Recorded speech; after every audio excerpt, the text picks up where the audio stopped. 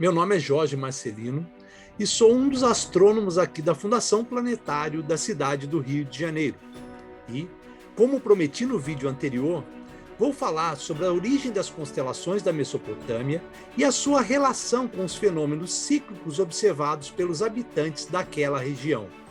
Este vídeo é o resultado da parceria entre a Fundação Planetário da cidade do Rio de Janeiro e a Secretaria Municipal do Envelhecimento Saudável e Qualidade de Vida, para levar até vocês um pouco mais sobre a incrível ciência astronômica.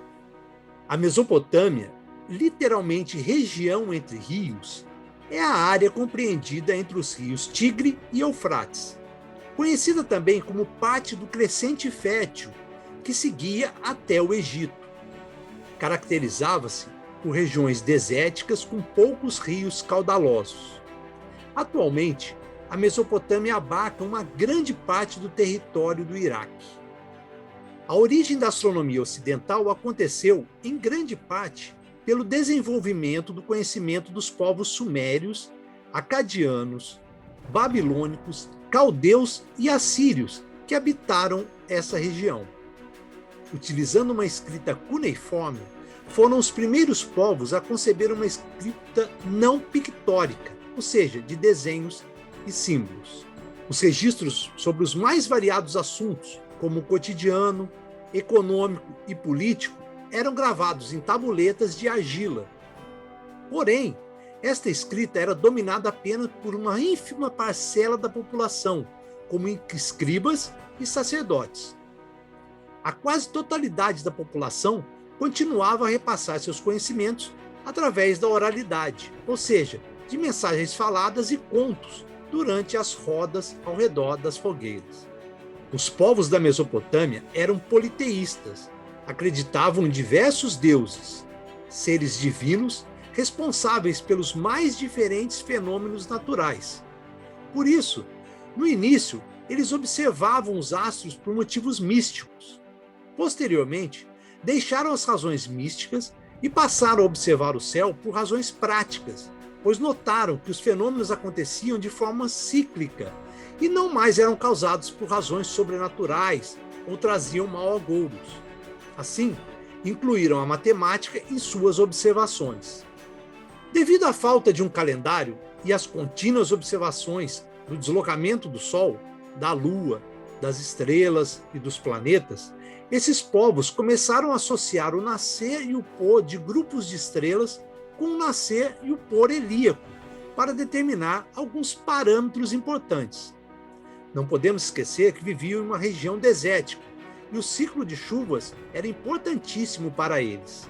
Deste modo, começaram a utilizar o Sol como um ponteiro e a esfera de estrelas como um mostrador, criando um calendário primitivo que ajudava a ver qual era a época do ano em que se encontravam e as suas principais características.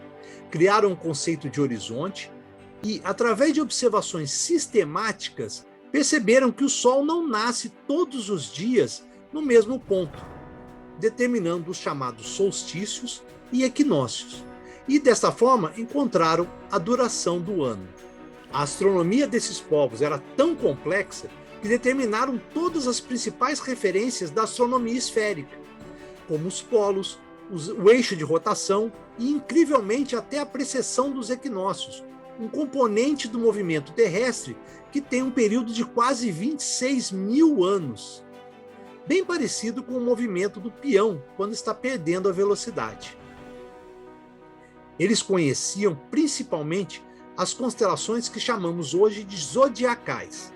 Esta região, a qual o Sol percorre, foi dividida em 12 regiões de 30 graus, e assim podiam localizar todos os objetos celestes, inclusive os planetas. Utilizando o Sol e vendo a sua localização nesta divisão, associavam os acontecimentos e podiam, desta forma, prever quando era a época de chuva, de seca, de plantar, de colher, de início de uma estação, entre outras coisas. Apenas como exemplo, citarei algumas constelações e vocês perceberão que esses símbolos foram criados para expressar a ideia a que estava associado. Quando tínhamos o Sol em uma determinada região do céu, Estes povos perceberam que chovia muito. Os rios enchiam e transbordavam, deixando sedimentos em suas várzeas. Era uma época muito importante, porque viviam no deserto. Assim, imaginaram a figura de um homem derrubando um balde em direção à terra. Esta constelação é a constelação de Aquários. No final das chuvas, os rios voltavam para suas calhas e era uma época ótima para pescar. O próximo grupamento de estrelas foi chamado de Peixes.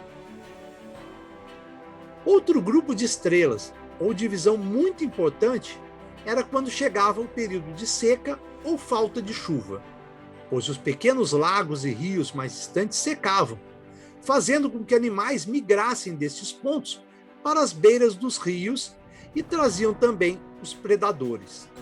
Nessa época, era marcada pelo grupo de estrelas conhecido como Leão.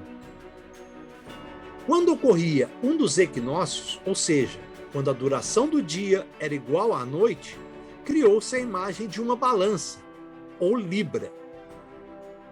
As constelações zodiacais foram criadas para isso, passar conhecimento às pessoas. Você pode me falar, se eles tinham a escrita, por que precisariam disto? E a resposta é bem simples. Como já disse anteriormente, a escrita era privilégio de uma casta de pessoas, e a principal forma de transmissão de conhecimento era oral. Assim, histórias e lendas eram contadas para que as pessoas identificassem no céu aquelas áreas ou desenhos e pudessem sobreviver melhor, antecipando secas, chuvas e os diversos fenômenos sazonais. Espero ter criado muito mais perguntas do que dado respostas às dúvidas de vocês.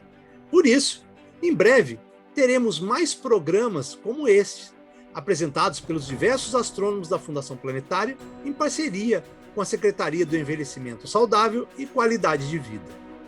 Fiquem bem, cuidem-se e nos veremos em breve. Até mais.